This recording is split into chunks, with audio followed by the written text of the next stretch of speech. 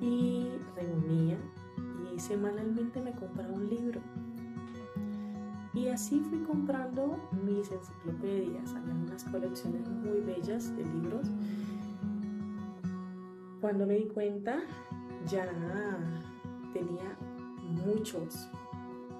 Y cuando ya reuní cierta cantidad de libros, fue cuando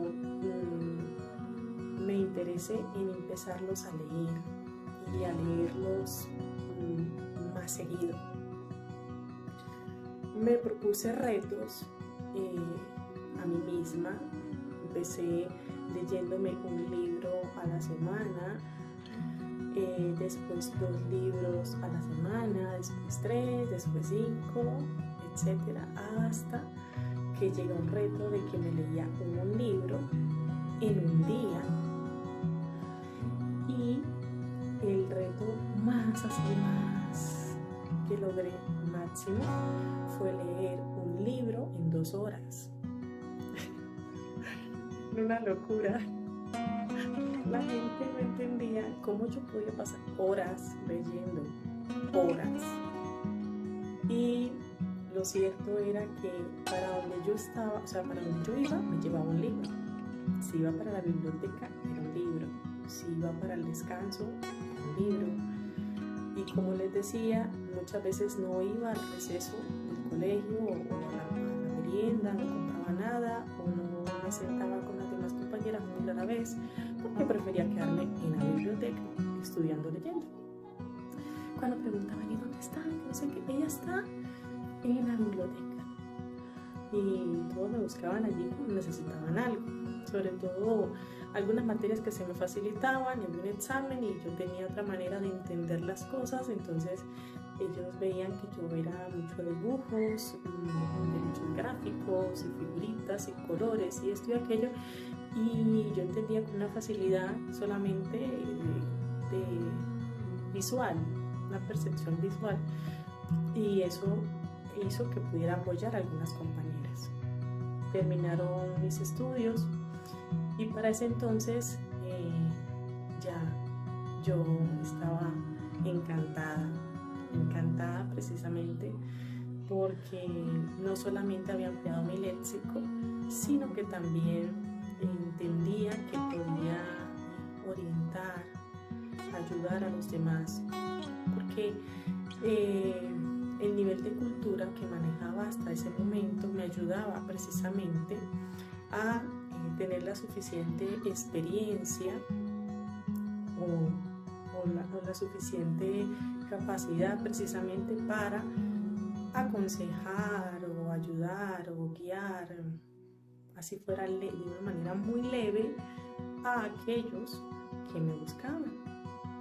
Entonces, así fue que desarrollé la pasión por los libros. Volviendo al tema espiritual, una cosa me llevó a la otra. Mi creencia me llevó a refugiarme en la literatura y a su vez a desarrollar una habilidad en la escritura y una habilidad en lo que yo quisiera. Incluso cuando llegué a la universidad, empecé a estudiar, yo no necesitaba estudiar porque yo lo que hacía era prestar atención a clase y llegaba el momento del examen, Dios mío, yo anotaba una que otra cosa que decía el profesor, por no decir que todo, al pie de la letra, llegaba el examen y 1 hora o 2 horas antes lo que hacía era leer. Y mis notas eran muy buenas. Cabe destacar que en medio de todo esto, estoy como resumiendo el por qué me gusta estudiar o el por qué siento como tanto gusto hacia los libros y acerca de la literatura. Y es precisamente porque descubrí que con la lectura alimentaba mi cerebro, no solamente en mi cuerpo, realmente no era el cuerpo, sino mi mente, mi cerebro. Digamos que hay personas que nacen con cierta gracia, y en mi caso sí, fui una niña agraciada, simpática o medianamente bonita, y yo cuando llegué a la adolescencia, digamos que no me sentía como tan a gusto que las personas solamente pudieran apreciarme o valorarme por eso, sino que yo también quería ser una persona íntegra, es decir, completa. Ya había alimentado durante muchos años mi parte espiritual, de adolescente lo continué haciendo y de adulta mucho más, porque siempre consideré que no era justo que una niña o una muchacha medianamente simpática o apuesta se quedara solamente con eso, con una gracia o una belleza y ya. No, siempre consideré que era muy importante alimentar el alma. Y fíjense que ustedes dirán, ¿y dónde quedó el tema de los muertos, los espíritus y esas cosas? Bueno, cuando llegué a la edad de 17 años, ya yo había desarrollado de una manera impresionante ciertas facultades y ciertas habilidades. O sea, si bien es cierto que ya lo venía desarrollando de niña y de adolescente, también es cierto que cuando llegué a la edad adulta prácticamente, ya yo los podía ver en vivo y directo.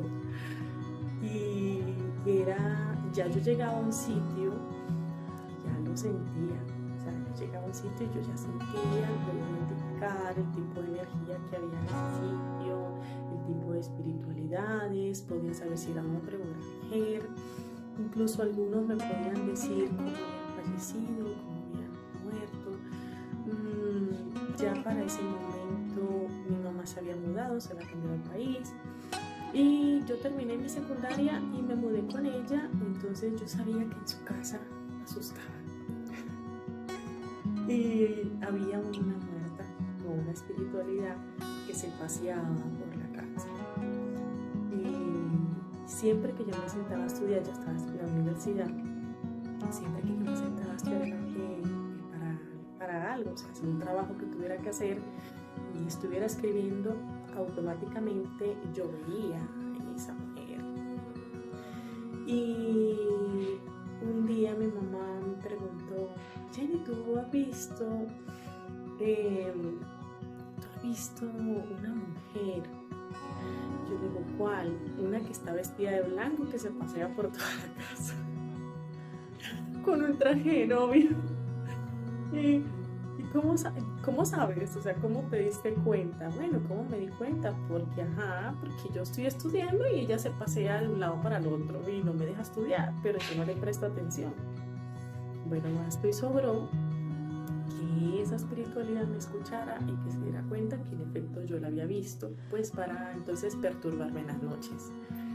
Y en las noches era increíble, o sea, ya no era ella, eran otras espiritualidades que se me acercaban y entonces se me paraban al lado de la cama y me hablaban y me decían, me llamaban por mi nombre. Y ese tipo de perturbaciones las tuve durante muchos meses. Incluso un día recuerdo claramente que se me acercó una espiritualidad y se me paró al lado y yo estaba ya supuestamente dormida, pero yo sí en efecto había visto que llegó a mi cuarto, entró, se me paró al lado, todo, y empezó a hablarme, a llamarme por un nombre, y empezó a llamarme con una voz muy dulce, y como yo no le prestaba atención, pero yo sí sabía que yo estaba despierta porque yo no abría mis ojos, ya al final, con una voz así que toda fea, me llamaron por mi nombre y yo dije, esto es terrible, pero no les demostraba miedo porque entendía de que ellos se alimentan de nuestro miedo. Y bueno, en la parte espiritual igual, así avanzaron los años y avanzaron los años. Seguí preparándome, seguí iniciándome en la misma parte espiritual, pero en otro tipo de doctrinas, en otro tipo de creencia que por manejo.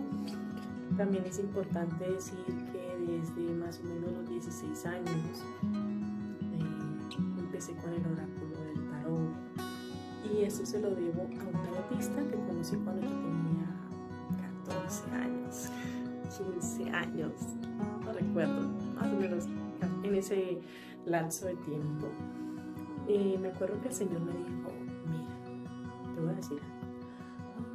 Y yo, ajá, dígame. Te voy a decir que tú tienes un don. Empezó a hablarme del don y me dijo: lo que tú quieras leer, lo puedes leer, lo que tú quieras ver, lo vas a poder ver. El oráculo que tú desees manejar, lo vas a poder hacer. Te vas a acordar de mí. Lo que te pongan enfrente: un vaso de agua, una vela, una carta, un tarot, un péndulo, el café, el huevo, la sal, etc. Lo que tú quieras lo vas a poder leer. Yo en ese momento, claro, yo entendía en parte por lo que yo manejaba, pero a su vez yo decía: ay, yo voy a leer todo eso. Y sí, él me dijo: te recomiendo que vayas a una tienda y te compres un tarot. Empieza con un tarot. Bueno, yo le hice caso, reuní mi dinero, me fui a visitar a mi mamá y me fui a una tienda esotérica a comprar el tarot. Yo le pregunté a ellos que cuál era el más difícil de leer, y la señora me dijo: este es el tarot. Ajá, ¿y cuál es? Este es el tarot. Cuando me lo enseña, me dice: hay muchos, pero el que yo te voy a recomendar es un poco más complicado que los demás, es el egipcio. Y ustedes dirán: algunos lo conocerán, otros no. Bueno, se los voy a presentar. Es este que está acá. Y este preciso tarot fue el que compré en aquella época. Es un tarot que tenía 16, han pasado 20 años y ya está muy viejito, pero hasta el día de hoy lo utilizo. Claro, un poco menos, pero lo sigo usando porque tiene, como quien dice, un valor sentimental para mí. Ella me dijo: es el más difícil de leer, y entonces ya tú decides si tú quieres comprar ese o compras uno más fácil, la carta española. Yo le dije: no, yo quiero el más difícil, como toda novata. Entonces empecé practicando con las personas de mi casa. Empecé con mi mamá, con mi tía abuela, con una amiga, y así fue como poco a poco empecé con el tema del tarot. Y claro, cuando pasaron los años, 3, 4 años después, descubrí que no solamente era el tarot, sino también el tabaco. Aprendí, después ya no era el tabaco, después eran las runas, y cuando me di cuenta, entre el tarot y el tabaco, desarrollé la habilidad con el café, la lectura de la borra o el ciclo del café, que es lo que queda en la taza cuando las personas toman café. Eso también se lee, al igual que el chocolate. Y bueno, en fin, fue una cosa tras otra hasta nuestros días. Les comento todo esto para que ustedes sepan quién soy yo, o por lo menos cuál ha sido parte de mi vida en relación a lo que es la parte, valga la redundancia, la parte espiritual y la parte escritural, que es muy importante que ustedes pues lo sepan. Ya con el tiempo, con los años, ya fue mucho más fácil para mí entender la parte espiritual, en el sentido de que ya con el tiempo pasaron otras cosas. Se dirán, ay, ¿qué pasó?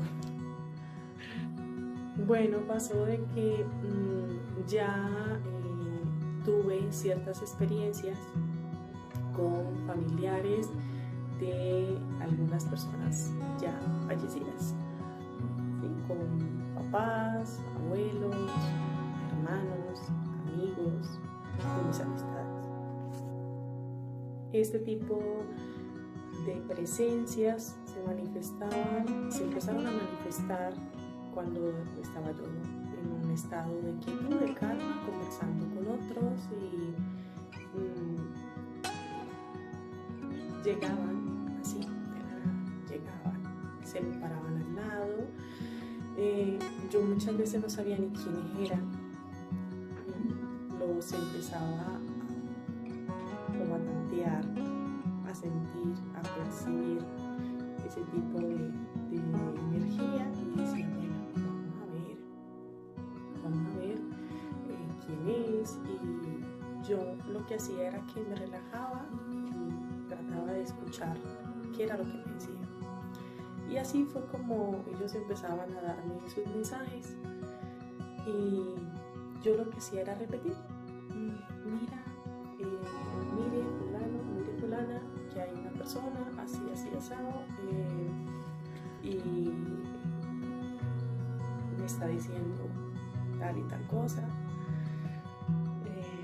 Esa persona de entrada no me creía. Yo me ponía así como un poquito,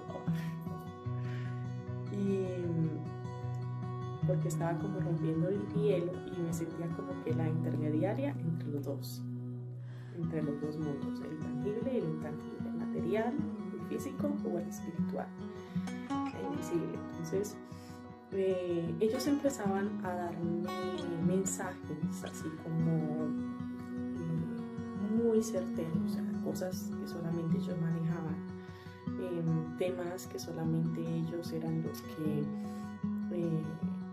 decían en vida o hacían en vida. Y esto sirvió mucho porque fue lo único que le hizo a su familiar que estaba vivo darse cuenta de que ellos estaban allí. Normalmente